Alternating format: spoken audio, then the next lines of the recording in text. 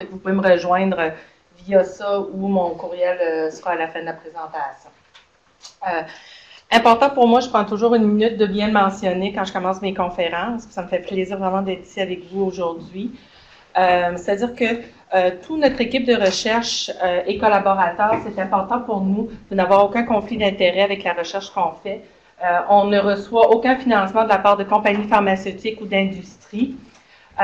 On ne reçoit aucune redevance ou aucun avantage monétaire, direct ou indirect, qui découle de nos interventions ou de nos produits. Depuis, tous nos produits, parce que je vais vous en présenter quelques-uns aujourd'hui, sont disponibles gratuitement et accessibles pour tous. La majorité des produits ont été développés aux États-Unis, mais grâce à mon équipe, ces produits-là sont en voie d'être disponibles. Même, il y a même quelques-uns qui sont maintenant disponibles en français pour le Québec. Alors, pour nous, aujourd'hui, peut-être de discuter de l'importance de la rencontre clinique dans la prestation de soins de qualité, de voir ensemble aussi l'importance des données probantes puis le rôle des données probantes et de l'engagement des patients dans notre prestation de soins de haute qualité, puis de discuter de quelques stratégies. Ben, en fait, moi, je vais vous présenter notre préférée, qui nous permet justement d'intégrer ces données-là au service du clinicien et de son patient dans les rencontres cliniques. Je commence par une citation en anglais qui nous dit « We have », est-ce que vous m'entendez? Je m'excuse, c'est un micro fixe, hein, j'essaie de pas trop me déplacer pour les gens à distance. We have extraordinary knowledge and capacity to deliver the best care in the world, but we repeatedly fail to translate that knowledge and capacity into clinical practice. C'est-à-dire qu'actuellement, avec les connaissances que nous avons générées en recherche, nous avons la capacité de produire, de donner les meilleurs soins au monde, mais malheureusement, on n'a pas encore cette capacité-là de traduire nos connaissances, de traduire notre savoir au niveau de la pratique clinique et encore moins au niveau de la rencontre clinique. Comment, pourquoi? Par curiosité, est-ce que vous savez combien d'essais cliniques randomisés sont publiés à chaque année? On parle d'au-delà de 15 000 essais cliniques par année. Publiés, là, si on parle de PubMed, entre autres. Et la recherche, elle fournit des connaissances, puis là, ça, c'est seulement pour les essais cliniques, elle fournit des connaissances qui sont énormes. Ces connaissances-là, ce que vous voyez en haut dans le triangle à gauche, ces connaissances-là, elles sont individuelles, souvent elles sont propres à une population, elles sont propres à un contexte, elles sont propres à un pays. Comment est-ce qu'on fait pour comprendre au niveau de nos populations à nous, comment cette information-là, elle s'applique à nos populations, comment elle s'applique à notre contexte. Fait qu'on a des revues systématiques qui nous permettent, ces activités de synthèse de connaissances-là, qui nous permettent de regrouper cette information-là ensemble, puis d'essayer de nous donner une meilleure information, de nous donner le degré d'incertitude de cette connaissance-là, de ces données probantes-là qu'on a. Puis au bout de la ligne, tout ça, le petit point que vous voyez ici, c'est vraiment le point de transfert en milieu de pratique. Fait que déjà, ce qu'on voit, c'est que des données probantes que nous avons en recherche, très peu arrivent directement à la pratique. Puis souvent, ce qu'on voit ici, c'est ce qu'on va parler, entre autres, bon, les fameux guides de pratique, par exemple. Nos guides de pratique, là, ils arrivent ici. Ils se situent en quelque part ici. Entre les connaissances générées, les synthèses de connaissances et l'arrimage avec le milieu. Ce qu'il faut réaliser maintenant, c'est que une fois que cette information-là, elle arrive, c'est une information brute, parfois transformée, entre autres, via les guides de pratique ou via d'autres outils. Mais on a quand même un certain processus qui se produit avec ces connaissances-là. C'est-à-dire qu'une fois qu'elles touchent à la clinique, nos données probantes, tout d'abord, nos cliniciens, nos équipes de pratique, vous allez m'entendre pour parler beaucoup de cliniciens, là, de l'anglicisme clinician, mais c'est vraiment tout l'ensemble des professionnels de la santé. Je tiens à le dire, là, j'englobe vraiment tous les professionnels. Alors, nos professionnels, nos cliniciens, ils doivent d'abord prendre conscience que cette information-là, elle leur est disponible, qu'elle est là. Ils doivent l'accepter, parce qu'il y a une certaine crédibilité qu'on donne à l'information, une certaine validité. Fait que nos milieux doivent comprendre que cette information-là, cette donnée-là, elle s'applique à l'ensemble de notre population, à l'ensemble de nos patients. Puis, par la suite, on se doit aussi de voir comment on peut appliquer cette information-là maintenant dans nos soins. Puis vous voyez qu'à chaque étape de ce processus-là, l'information qui nous reste diminue grandement. Alors, une fois qu'on passe ici, puis là, je vous ai donné un peu, bon, on parle ici souvent de médecine basée sur les données probantes. Par la suite, on va parler surtout d'amélioration de la qualité d'activité, de voir comment est-ce qu'on peut faire en sorte que la connaissance qui est arrivée ici, elle soit applicable, que nos milieux aient la capacité de l'intégrer, puis surtout aient la capacité de l'utiliser. Fait que déjà, on arrive ici. Maintenant, quand on va un petit peu plus loin, mais en réalité, la prise de décision clinique, les actions cliniques qu'on prend, se passent au niveau de la rencontre clinique bien souvent, lorsque le clinicien est face à son patient. Puis, c'est souvent ici que l'information devrait, normalement, être véhiculée. Est-ce que c'est le cas? Bon, bien, on voit que ça arrive difficilement au niveau de la rencontre clinique. Puis même une fois que cette information-là est arrivée là, mais nos patients, de leur côté aussi, il y a cette compréhension-là de dire, est-ce que cette information-là, elle est pertinente pour moi? Est-ce que j'y crois? Est-ce que je vais y adhérer? Je viens juste de vous mentionner toute la notion de vaccination et tous les enjeux de vaccination qu'on a actuellement. C'est un exemple, entre autres. C'est pas parce que l'information nous arrive qu'on se l'approprie puis qu'on la juge pertinente pour nous. Alors, comment faire pour que, dans le fond, ce silo-là, qu'on essaie justement de faire en sorte que cette connaissance-là, que ces données probantes-là, puissent rejoindre le lieu de rencontre où les décisions se prennent.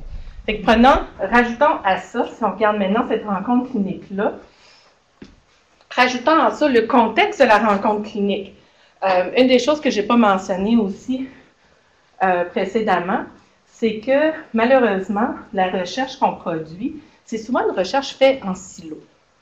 C'est souvent une recherche qui est faite pour améliorer les compétences, connaissances de nos professionnels de la santé, faisant une formation, mesurant leur niveau de connaissance, leur niveau leur niveau d'intention de parler de tel et tel processus. Quelquefois, on va aller plus loin, on va voir si cette recommandation-là, cette action-là a eu un impact sur nos patients. Souvent, on va faire des formations au niveau du patient, on va aller faire des interventions au niveau du patient. Mais ce qu'on retrouve souvent dans cette littérature-là, c'est ça, c'est des interventions qui visent à changer quelque chose au niveau de nos cliniciens ou de nos patients. Quelquefois, on va voir des interventions au niveau clinique, au niveau clinique et pratique, puis un impact sur le patient. Mais très peu, on regarde en fait comment nos interventions en arrivent à avoir un impact sur la rencontre clinique. C'est quelque chose que pour nous, on a déploré beaucoup parce qu'on peut mesurer une intention de quelqu'un préclinique, mais c'est une fois qu'il va être avec son patient qu'on va voir vraiment l'action qu'il va prendre. La même chose pour le patient. On peut essayer d'augmenter ses connaissances en faisant une intervention X ou une activité, mais c'est lorsqu'il va être avec son clinicien dans la rencontre clinique qu'on va voir comment la rencontre de ces deux expertises-là va avoir un impact. Alors, dans la rencontre clinique, on a quoi? On a notre clinicien qui arrive avec ses connaissances médicales, avec son expertise, avec sa scolarité, avec son expérience clinique, avec ses préférences aussi quant à sa pratique, les différentes recommandations qu'il fait, et aussi avec les attentes de son milieu et de sa pratique quant à différents comportements qu'il doit avoir ou différentes recommandations qu'il doit faire. À l'encontre, on a notre patient qui, lui, arrive avec son expertise de sa maladie. Puis quelquefois, si on parle de maladie chronique, on parle de dizaines, vingtaine d'années de maladie chronique. L'expertise de son vécu, de ce qui a fonctionné, de ce qui n'a pas fonctionné, de ce qu'il a essayé. Sa situation de vie propre aussi. Il ne faut pas oublier que ces patients-là, ils vivent avec une famille, peut-être qu'ils ne sont pas capables de se déplacer, c'est peut-être quelqu'un d'autre qui s'occupe d'aller chercher leur médication, qui prennent leur médication et ou autre.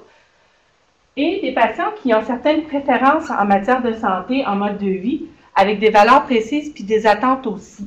C'est souvent les objectifs de soins des patients peuvent peut-être venir à l'encontre des objectifs de soins de leur clinicien. Au travers de tout ça, mais on a la rencontre en soi qui, elle, rencontre, dans le fond, notre rencontre clinique, on se trouve avoir une alliance thérapeutique qui est existante ou pas, ou qui est en train de se construire entre notre clinicien puis notre patient. On a tous les antécédents de leur relation ensemble, on a toutes les notions de confiance qui viennent jouer aussi. On a tous les rituels et les habitudes qui peuvent arriver. On a tout plein d'outils, que ce soit, puis je dis des outils, ça peut être des outils favorables ou défavorables, qu'on pense à l'ordinateur, qui maintenant fait partie intégrante de la rencontre clinique, qu'on pense à certains documents d'information, qu'on parle à des outils de la décision comme nous. Puis il y a certaines contraintes de temps, d'environnement, de matériel à donner, de sujets à aborder et autres. Fait qu'il y a quand même un certain cadre prescriptif au cours de la rencontre. Fait que prenons un peu une rencontre clinique, soins primaires, maladie chronique. Nous avons notre patient et notre clinicien qui va débuter la consultation, qui va adresser un problème de santé, que ce soit, mettons, un patient en diabète qui fait un suivi de son diabète. Notre patient et notre clinicien vont avoir une certaine discussion, vont avoir un certain échange au niveau peut-être de la médication, du traitement à suivre. Bon, dans ce cas ici, on parle de médication possible, de changement, augmentation, diminution de médication. Par la suite, nous avons notre patient qui quitte la rencontre avec la prescription. La réalité est que, là, je pourrais même avant ça, je pourrais vous dire, maintenant, il quitte avec une prescription, mais je pourrais demander, est-ce qu'il quitte avec une compréhension du choix de traitement? Parce que 80% des cliniciens répondent que, ben oui, mon patient, il a compris pourquoi je donne cette médication-là, pourquoi il doit la prendre. Tandis que 37% des patients ont répondu qu'en fait, ils ne savaient pas du tout. Nous, on a souvent vu dans des études où on avait plusieurs médications, des patients avec multicomorbidité, que l'insuline, c'était pour traiter l'hypertension. Quand tu leur demandais certaines clarifications quant à telle médication et ou autre. Puis, il y a aussi une certaine misconception, de mécompréhension ont aussi des attentes. Je vous donne un exemple où nos patients, surtout quand on parle de diabète, la première chose que le patient va demander quand il rentre dans le bureau de son clinicien, c'est « puis mon hémoglobine glyquée ». Quand tu demandes au clinicien qu'est-ce qui est important pour le patient, il va dire que c'est son hémoglobine glyquée. Puis quand on poursuit, nous, on a fait certaines études à ce sujet-là, ce qu'on s'aperçoit, c'est que c'est pas ce qui est important. Quand on demande au patient, quand on est dans un contexte de choix, le patient, ce qui est important, c'est comment je vais faire pour perdre du poids. Comment je vais faire pour payer ma médication. Comment je vais faire pour... Puis là, on leur demande, mais pourquoi hémoglobine glyquée? Ben, c'est parce que c'est important pour mon médecin. Fait qu'on crée une espèce de fausse représentation des attentes. Pourquoi? Parce que le patient, ben oui, à chaque fois que j'y vais, il me parle de mon hémoglobine glyquée, donc je vais lui faire plaisir, puis je vais demander comment va mon hémoglobine glyquée tout de suite. Fait comment est-ce qu'on peut faire en sorte aussi de jouer? Parce que là, c'est la compréhension du traitement, mais il y a aussi la compréhension des attentes, des valeurs et des préférences qui est en jeu dans ces rencontres-là.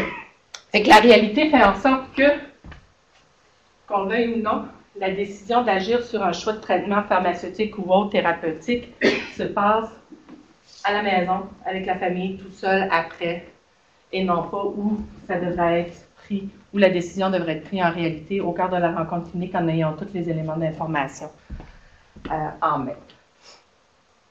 Donc, si on a un état de la situation, nos patients prennent des décisions sans avoir accès aux meilleures données probantes bien souvent, sans nécessairement comprendre non plus l'ampleur de ces données-là ou la pertinence de ces données probantes-là. Nos cliniciens ont beaucoup de difficultés à identifier les préférences de leurs patients, à identifier leurs objectifs de soins réels. Les décisions sont souvent prises par d'autres préoccupations. Ici, on est chanceux. Aux États-Unis, avec le paper performance qu'on appelle, tout patient de 55 ans et plus avec un diabète de X doit être sur une statine ou avec un risque. Fait qu'on a aussi certaines préoccupations de performance. Ici, on est davantage centré sur le patient, mais il ne faut pas oublier que ça existe à l'extérieur. Bon, les soins dépendent de l'endroit où vous les recevez. On sait que la variation des soins, c'est quelque chose de bien documenté. Dépendamment où vous êtes, vous pouvez recevoir une césarienne ou pas, ou autre. Bon, il y a plusieurs facteurs qui expliquent cette variation-là. Puis, souvent, les données probantes qu'on reçoit ne s'appliquent pas au contexte réel de la rencontre clinique parce qu'elles ne sont pas contextualisées pour notre population, pour notre patient, pour notre rencontre. Fait que tout ça, bien, ça crée en fait des soins de qualité minimale. Fait que comment nous, on peut faire pour travailler à s'assurer à avoir justement des soins de haute qualité, le High Quality Value Healthcare qu'on appelle en anglais. Eh bien, l'Institut of Medicine aux États-Unis a désigné justement la prestation des soins centrés sur le patient qu'on entend beaucoup parler ici là, avec les centres de médecine de famille, ainsi que des soins sûrs, efficaces, efficients, opportuns, équitables, comme une caractéristique des soins de haute qualité. Nous, ce qu'on s'intéresse, c'est à la prise de décision partagée, qui, elle, est nommée comme favorisant une plus grande implication des patients dans leurs décisions de santé et comme faisant partie intégralement des soins centrés sur le patient. Donc, pour nous, cette prise de décision partagée-là, où on encourage le patient à prendre des décisions dans la mesure où il le désire, hein, c'est pas une méthodologie, je donne toujours l'exemple d'une danse, c'est une danse, c'est un accompagnement qu'on fait avec notre patient. Comment est-ce qu'on s'assure de créer un partenariat, de créer une alliance avec notre patient? Comment est-ce qu'on s'assure que le partage de l'information se fait tant du côté de notre équipe clinique que du côté du patient ou de son proche? Comment est-ce qu'on s'assure d'avoir les préférences? Puis c'est important de se rappeler que ce n'est pas seulement les préférences du patient, mais le clinicien, il a son bagage d'expertise, il a tous ses antécédents. Fait qu'il a ses préférences à lui aussi qui jouent pour beaucoup. Puis comment est-ce qu'on s'assure de prendre une décision qui répond aux objectifs de soins puis aux perspectives d'avenir de nos patients? Alors, autrement dit, justement, comment est-ce qu'on fait en sorte que cette décision-là, elle se ramène au cœur de notre rencontre clinique? Alors, pour nous, comme je vous disais, ce qui est devenu comme un choix inévitable, c'est cette notion d'outil d'aide à la décision qui, en fait, rallie à la fois les données probantes pertinentes pour notre patient avec les valeurs, les préférences, les objectifs de soins de nos patients, de nos cliniciens, au cœur de la rencontre clinique. Fait que ces outils-là sont un élément pour favoriser la prise de décision partagée. Puis, ce que je tiens à mentionner, en fait, c'est un peu là, avant de revenir sur nos outils, fait qu'en fait, pour nous, le prémisse de nos différentes études, de nos différentes initiatives, est vraiment suivant de dire comment est-ce que tout d'abord on s'assure d'avoir les meilleures données probantes, comment est-ce qu'on s'assure que les gens de plus en plus font des recherches d'efficacité comparative. Je ne l'ai pas mentionné au début, mais vous savez que de faire une étude comparée à rien, c'est sûr qu'on va avoir un impact. Aujourd'hui, c'est très rare dans nos soins courants qu'on ne fait rien. Fait qu'on on propose toujours des choix, des alternatives de traitement. Fait comment est-ce qu'on s'assure que les données probantes qu'on récolte tiennent compte de ça, qu'on compare différents traitements et non plus un traitement versus rien. Ou ce que là, mais on peut avoir une information biaisée. Comment est-ce qu'on fait pour transformer cette information-là en fonction des besoins du patient, en fonction de l'action, du moment, de la réalité de la clinique qui est très rapide, qui bouge, on a très peu de temps? Pour nous, ce sont ces outils d'aide à la décision-là que je vais vous parler, qui sont très différents. Si vous avez déjà entendu parler d'outils d'aide à la décision, là, vous pouvez tout de suite là, vous mettre sur un nom de mode. Là. On ne parle pas du tout du même type d'outils que vous avez vu par le passé. Et comment est-ce qu'on s'assure que ça nous permet de créer des conversations de qualité qui nous mènent à des décisions partagées, éclairées, informées, un pas vers nos soins de haute qualité. Alors pour nous, une des solutions qu'on a trouvées, c'est vraiment de s'assurer que cette information-là, elle se rende directement au service du clinicien et du patient. Si je vous parlais un peu de la recherche en silo. On le fait, vous pensez à toutes les formations médicales continues, à toutes les interventions qu'on fait avec nos cliniciens. Souvent, on a de la difficulté à ramener cette information-là au cœur de la rencontre clinique. T'sais, si vous avez vécu des formations d'activité médicale continue, voici toutes les dernières données probantes, voici pour tel type de population, X, Y, Z. Maintenant, allez-y, puis propagez la bonne parole. Pour nous, c'est de ramener ça vraiment au cœur de ce processus-là pour que le clinicien et le patient aient l'information en main.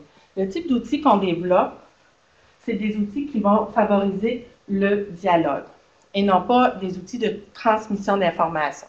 L'information, on peut la lire à l'extérieur de la rencontre clinique, on peut aller sur Internet, on peut où. Pour nous, ce n'est pas d'être complet dans l'information qu'on donne, mais bien de générer une conversation sur les différents éléments d'information. Nos outils sont brefs, mais mettent de l'avant certaines notions importantes pour que le dialogue s'ouvre, pour permettre aux patients de mettre de l'avant ses préoccupations, puis le clinicien d'adapter l'information à son patient. Ce sont des outils qui sont adaptés au contexte. Je vous ai donné, bon, vous en avez un exemple, je pense qu'il y en a seulement un exemple par table, j'en ai mis des exemples, mais pour nous, c'est important de faire une recherche, on parle beaucoup de waste in research, là, de gaspillage dans la recherche, mais pour nous, c'est important que les outils qu'on développe, ce sont des outils qui peuvent être adaptés au milieu, qui peuvent être utilisés demain matin par les milieux, qui peuvent être pérennes, qui peuvent demeurer sur place, pour vraiment être capable de produire des éléments qui ont une certaine pérennité. On tient compte des enjeux médicaux, on tient compte du personnel, on tient compte de l'environnement clinique dans lequel nos outils vont être déployés. Puis, c'est toujours un développement en partenariat, bien entendu, où la voix et l'expérience, tant des cliniciens et des patients que des soignants, sont le moteur du développement de nos outils. Parce que c'est un outil, comme je vous dis, c'est vraiment quelque chose pour nous qui est important, tant pour le clinicien que pour le patient. Il faut que ça réponde à leurs besoins. Le tout, comme je vous disais, dans un contexte de faisabilité et de pérennité. Pour vous donner un exemple rapide d'un outil qu'on a développé justement à la clinique Mayo les dernières années, pour vous mettre un peu dans le bain, dans l'ambiance. Si on pense à la dépression, bon, on sait tous que, puis là vous m'excuserez, mes slides sont en anglais, là. J'avais essayé de toutes les mettre en français, mais cette partie-là, je l'ai extirpée d'une autre présentation. Fait que je m'en excuse, mais on va la regarder ensemble là, en français. Fait qu'on sait que la dépression, elle peut être améliorée par des changements dans nos modes de vie, par des méthodes d'autogestion, par différentes psychothérapies, médecine alternative, bon, pharmacothérapie et j'en passe. Mais que toutes ces différentes options de traitement-là, eh bien, elles ont une efficacité différente. Elles ont des coûts différents, elles ont des notions de sécurité ou de contraintes différentes pour le patient. Et comment, si, pour les cliniciens, pour les gens, si vous mettez, si vous pouvez peut-être prendre en tête une rencontre clinique où vous avez eu un patient justement qui se présente avec certains symptômes de dépression, est-ce qu'on fait de la réajustement de traitement, qu'est-ce qui se passe, comment est-ce qu'on peut faire pour les aider. Puis ce que je dis pas ici, c'est que la dépression, c'est une des problématiques majeures actuellement. C'est la condition qui actuellement génère le plus d'absence au travail au monde. C'est la dépression. Puis nos patients, souvent, ont de la difficulté à trouver un traitement approprié. C'est un secteur où, même si les données probantes sont là, même si les études sont là concernant l'efficacité, entre autres, des traitements, là, je m'attarde aux traitements pour l'instant, mais ce n'est pas pour négliger l'impact et l'efficacité des traitements non pharmaceutiques. C'est vraiment que nous, on a choisi cette option-là pour débuter. Mais même avec cette donnée-là, est-ce qu'on s'entend que la plupart de nos cliniciens sont souvent aussi perdus? Puis je dis perdus, je dis vraiment humblement, en ce sens qu'on a toujours des nouveaux médicaments qui arrivent, on a des efficacités différentes, on parle de plus d'une quinzaine d'antidépresseurs différents, on ne comprend pas très bien les mécanismes, on ne comprend pas quel type de patient réagit très bien avec tel médicament. Ce qui fait en sorte que bien souvent, nos cliniciens aussi sont un peu en détresse à savoir lequel. Quand ça fait 3 à 4 médicaments antidépresseurs différents, quand on doit se donner un 8 semaines pour chaque antidépresseur, bien, nos patients, ils viennent rapidement aussi en crise, puis ils viennent souvent aussi en difficulté. Ça devient difficile aussi pour les cliniciens de gérer ça parce qu'on voit leur détresse et on veut les aider au maximum. Fait que c'est quand même assez aussi pour de complexe d'avoir cette information-là au bout des doigts. Puis, nous, on a très peu le direct advertisement qu'aux États-Unis, ils ont. Ils ont le droit de faire de la publicité directement aux patients. Ici, ce n'est pas le cas. Mais il faut penser aussi qu'au niveau de notre patient, socialement, il a des attentes, il a de la pression, il a des messages, que ce soit publicitaire, que ce soit de l'oncle du cousin qui a pris tel médicament qu'il faudrait qu'il prenne parce qu'il y a juste lui qui marche, qui fonctionne. Mais il y a aussi des enjeux de son côté pour essayer de démêler tout ça. Alors, nous, ce qu'on propose, ce qu'on a fait au cours des années, c'est de vraiment développer des produits. Puis là, c'est ce que vous avez ici sur la table. Alors, nous, en travaillant en étroite collaboration avec nos cliniciens, nos patients, avec nos super designers qui font un travail exceptionnel, on est vraiment arrivé à se dire qu'est-ce qui est important, comment est-ce qu'on peut changer la conversation, comment on peut tenter d'améliorer la conversation au cadre de la rencontre clinique sur le sujet. Initialement, ces cartes-là, là, je vous présente le produit final. Vous les avez en français ici sur les tables. Initialement, ces produits-là, l'idée de départ, c'était de faire des belles petites cartes de baseball. C'est bien beau, c'est bien cute, un médicament, toute l'information qu'on a besoin, super. On est parti avec ça, puis quand on arrive dans les milieux, mais qu'est-ce qu'on va voir? Ah, ben oui, regarde, moi je vais vous prescrire ce médicament-là, regardez comment il est beau. Ah, mais moi j'ai entendu de parler d'un autre, ok, on va le regarder. Mais on n'avait pas, oui, on transmettait de l'information, mais cette information-là, elle n'était pas pertinente, elle n'aidait pas dans cette décision-là, dans cette prise de position. Fait qu'on on a testé, on a retravaillé, comme je vous disais, on fait beaucoup d'itérations en milieu avec nos cliniciens et nos patients. Puis on est arrivé avec des outils comme ça qu'on appelle, nous on les appelle nos issue cards, nos petites cartes de baseball. Est-ce que vous voyez? Ce qui est intéressant, c'est que c'est nos cliniciens qui ont contribué grandement. Fait qu'on a une petite carte ici qui sert de aide-mémoire, à la base. Rappelez-vous, parce que ce n'était pas mentionné, le nombre de rencontres cliniques dans lesquelles on ne mentionnait pas que justement que tous les antidépresseurs fonctionnent, il faut juste trouver le bon pour un patient. Puis des fois, ça peut prendre jusqu'à 4 différents antidépresseurs. Mais il ne faut pas lâcher, on va trouver le bon pour toi. D'être capable de dire, puisque c'était pas mentionné, c'était très peu mentionné aussi, qu'ils ne fonctionneront pas demain matin. Beaucoup de patients s'attendaient à ce qu'un médicament demain matin, j'aille mieux déjà. Ça va prendre 4 à 8 semaines, on doit se l'essayer. Puis maintenant, c'est à nous de travailler. Est-ce qu'on peut identifier les effets secondaires un petit peu plus tôt que tard pour voir si on doit changer de médication. Puis ensuite, de parler d'effets secondaires qui sont globaux à tous les antidépresseurs. Puis que, idéalement, ça devrait s'améliorer. Par la suite, ce qu'il nous reste, ce sont les questions principales qui prenaient le dessus lors des conversations. Comment, vous voyez ici, on a les différents antidépresseurs au niveau des colonnes, les différents types, les catégories d'antidépresseurs. Ensuite, on a une issue qui est importante pour le patient, puis on a l'impact de cette issue-là. Donc, pour ces antidépresseurs-là, il y a un changement de poids qui peut être entendu. Certains médicaments font prendre du poids, certains médicaments font perdre du poids. Pour les difficultés sexuelles et problèmes de libido, bien, certains médicaments font, la plupart, causent des problèmes de libido, mais là, on a un tout petit en bas, là, qui, en fait, compte l'améliore. Il est caché là. Et ainsi de suite sur le sommeil. Certains médicaments vont vous aider à dormir, d'autres vont vous aider à rester réveillé si vous en sentez le besoin. Aux États-Unis, on a beaucoup de questions pour le coût. La question du coût ici, sur la question québécoise, la version québécoise, on parle plus de remboursé, non remboursé, si vous voulez la regarder. Ça nous permet vraiment d'identifier comment, pour chacun des aspects qui sont importants pour le patient, comment les médications se comparent. Alors, vous dites, j'ai un problème de surpoids, ça nuit justement à mon rétablissement. Peut-être qu'on pourrait aller vers un médicament qui est plus neutre ou plus vers une perte de poids. Bon, celui-là, il a l'air intéressant. Oui, super. Regarde, je veux juste te mentionner que, parce que je sais que tu m'as parlé par le passé que tu avais des propriétés, que tu avais des difficultés au niveau de tes paiements, c'est un médicament qui est extrêmement cher. Ah, OK, non, ça, j'ai pas. Tu sais, au lieu de l'apprendre une fois rendu à la pharmacie, là, ah non, tu as raison. Ah, peut-être qu'on va regarder d'autres options.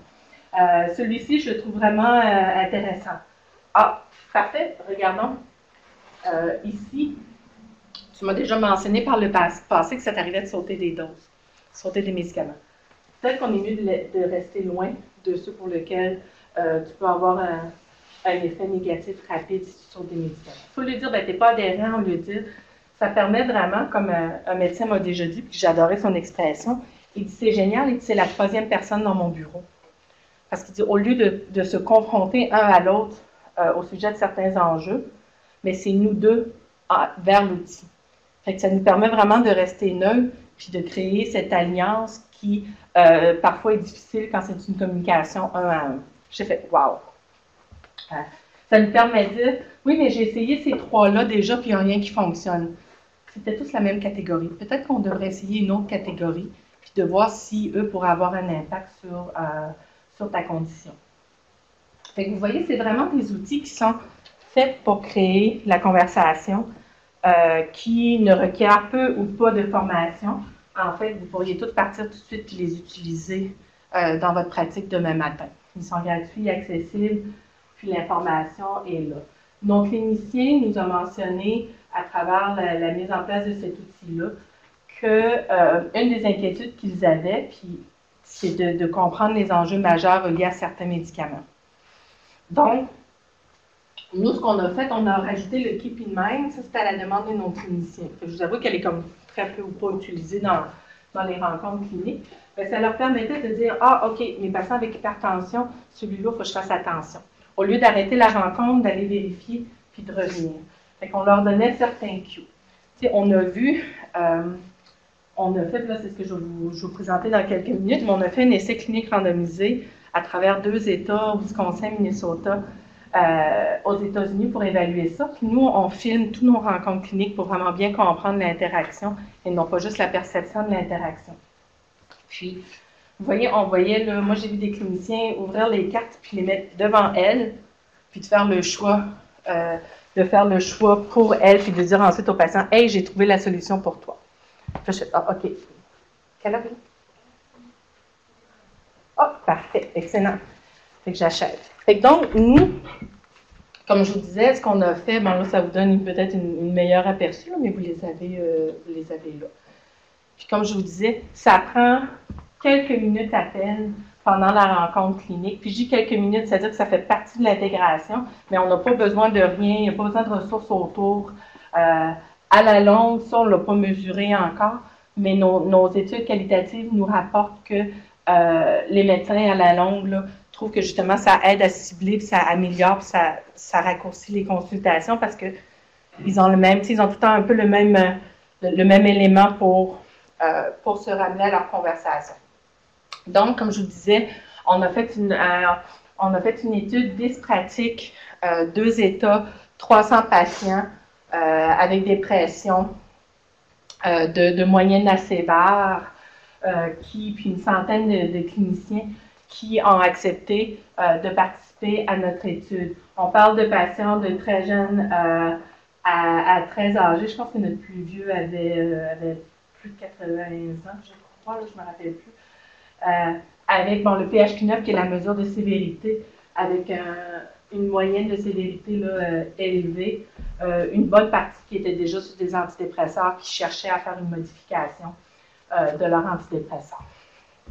Avec ce qu'on a vu, je vous le résume seulement, ce qu'on a vu quand on a enregistré ces rencontres-là, on avait des questionnaires aussi avant-après, on s'est aperçu que et les patients et nos cliniciens étaient beaucoup plus confortables avec la décision qu'ils avaient prise, avec le processus de décision en cours.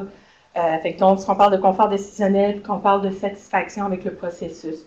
Nos patients augmentaient leur connaissance sur la maladie, puis vous voyez, il n'y a pas de formation, il n'y a pas de texte, il n'y a rien, mais la conversation que ça générait quand même un transfert de connaissances au niveau du patient. Donc, une amélioration de leur connaissance de différents traitements, une implication plus grande au niveau des décisions de leurs soins. Puis, aussi, je vous reviens ici, je vais vous venir en détail sur cette partie-là dans quelques secondes. Pour nos cliniciens, aucune formation, ils avaient accès à l'outil, et que la plupart étaient capables de l'utiliser tout de suite, immédiatement dans les rencontres cliniques, puis on n'a pas vu aucun rajout au niveau du temps sur la rencontre clinique. Rappelez-vous, là, ils venaient de prendre les outils, ils n'étaient pas habitués, c'est la première fois qu'ils les utilisaient dans la plupart des cas. On a déjà vu un impact important, puis aucune différence. Fait qu'on peut seulement penser, puis on va pouvoir l'évaluer prochainement, là, rétrospectivement, de voir là, avec le temps comment ces paramètres-là se sont améliorés. On n'a pas vu de différence au niveau des mesures d'adhésion de la médication ou au niveau des mesures de symptômes, ce qui fait du sens en quelque sorte parce que nos issues de santé, on les mesurait à 1 an. Et quand on parle de traitement, on aurait peut-être dû les mesurer plus rapprochés. Et qu'il y a d'autres événements qui peuvent jouer, qui peuvent être en cause pour ça. Pour l'adhésion, je vous rapporte officiellement qu'on n'a pas vu de différence sur l'adhésion, mais on est en train de faire des sous-analyses parce qu'on n'était pas capable de capturer, donc c'est dans la façon qu'on avait capturé nos données. Chaque patient qui abandonnait un médicament pour en prendre un nouveau était calculé comme non-adhérent, quand en réalité c'était un switch. Fait qu'on est en train, en fait, de mieux évaluer cette proportion-là, puis de voir si on a eu un impact sur l'adhérence de nos patients. Moi, je vais revenir à nos analyses des vidéos, puis l'analyse de la rencontre clinique, quand je dis qu'il y a vraiment quelque chose de fondamental qu'on peut aller capturer dans ces rencontres-là. Vous vous rappelez, au début, je vous ai dit, c'est une rencontre. Nous, ce qu'on veut, c'est un partenariat. On ne veut pas arriver, on ne veut pas que le clinicien dise, bien, voilà 3 choix, dis-moi qu'est-ce que tu veux faire. C'est pas ça des soins de qualité, c'est pas ça de l'engagement de patients dans ces soins. Fait UC, excusez-moi, UC pour Usual Care, DMC pour Depression, pour l'outil d'aide à la décision. Fait combien de fois dans nos rencontres cliniques, puis on avait sur nos 300 rencontres, on avait un peu plus d'une centaine de vidéos qui ont été bien faites, qu'on pouvait les utiliser. Donc, on avait, les cliniciens demandent, en fait, le clinicien mentionne qu'il n'y a plus qu'une option de choix de traitement. Environ un médecin sur 2 mentionnait aux cliniciens dans les rencontres cliniques usuelles aux patients qu'il pouvait y avoir plus qu'une option de traitement, versus 80% quand ils avaient les outils. Les cliniciens ont fait une mention qu'il y avait certaines interactions, certains effets secondaires aux médicaments et autres. 8% seulement dans le groupe de soins usuels versus 40%. Même à 40%, c'est encore très, très, très faible. Combien de fois est-ce que le clinicien a demandé au patient qu'est-ce qui est important pour toi? Qu'est-ce qu'on devrait considérer dans notre choix de traitement?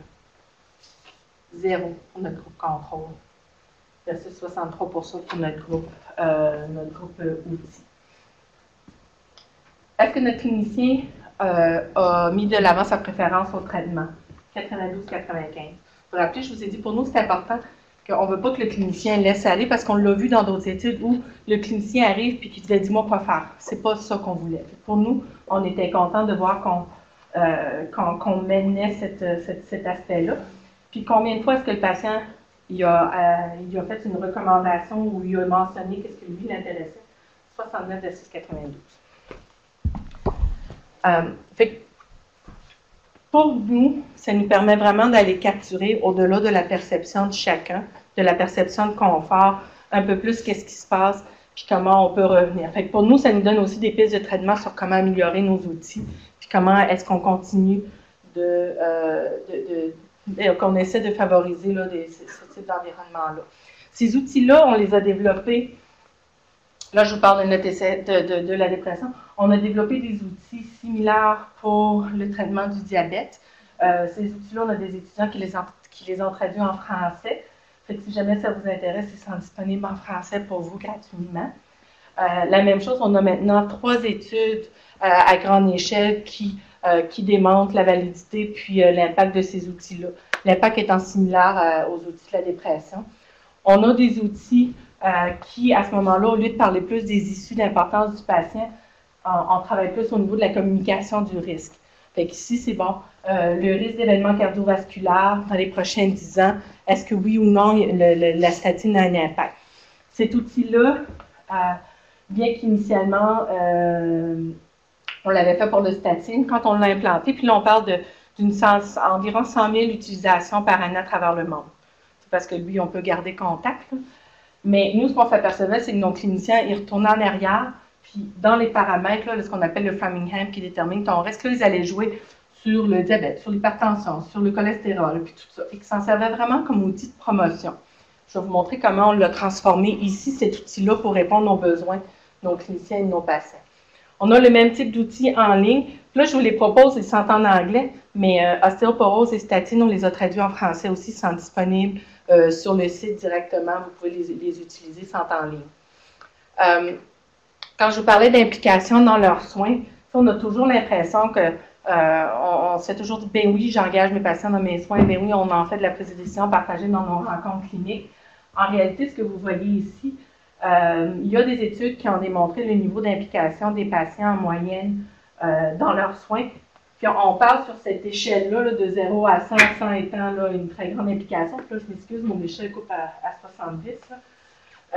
On a vu en moyenne 24 pour vous donner une idée, bon, c'est les différents outils que je vous ai présentés.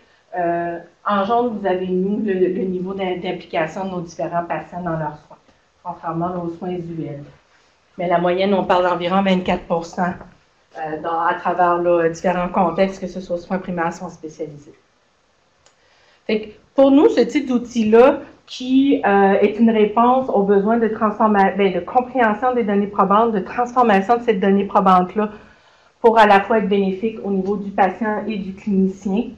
On l'a fait, on a maintenant, je pense, c'est 15 essais. Quand je suis partie, on a été rendu à 15 essais cliniques pragmatiques grande échelle à travers 4 pays. Maintenant, on arrive à presque 5000 patients dans lesquels on a fait différentes études.